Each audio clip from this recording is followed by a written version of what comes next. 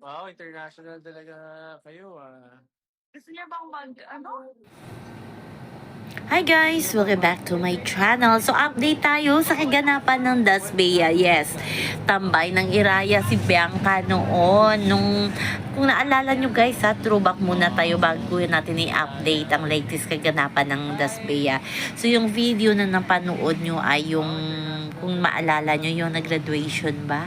Yung Wilka, yung last black screening nila na nagtoga sila at nakaitim sila lahat na yung pambabastos na ginawa nila kay Bianca. Yon, after that ay dumiretso si Bianca, si Dustin, si Derek May at iba pang Dasbea fans sa Iraya kasi doon sila nag-dinner.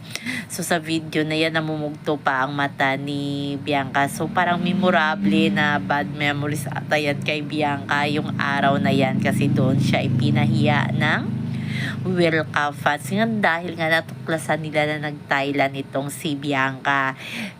Galit na galit sila kay Bianca at awang-awa sila kay Will. Yun pala si Will ay nasa Hong Kong din kasama si Mika.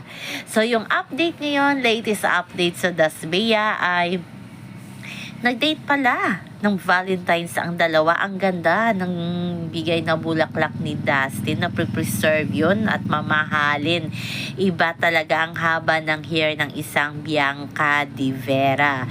Pero hindi na idinitalye kung ano ba ang pa-surprise Valentine's date ni Dustin kay Bianca. So ibigay na lang natin yun na maging pribado ang kanilang date noong Valentine's kasi noong tanghali ay kasama naman nila ang kanilang mga fans with Mick Brand. Sa kabilang banda, miss na ng BFF ni Dustin yun na si David Licangco, si Pops. Yes, sa kanilang parang portion ni Jillian Ward ay talagang picture ni Dustin, yung picture ba nung nag-concert ni Dustin nasa kay David, laging dala pala yan ni David Licangco. Di ba sa kwarto ba yun ni David? I'm not sure kung sa kwarto ya or sa Gym A na yun na place yung kanila ni Jillian Ward. Hindi pala yun sa kwarto ni David kasi magkasama sila ni Jillian. Sorry, baka mabash tayo sa ganon.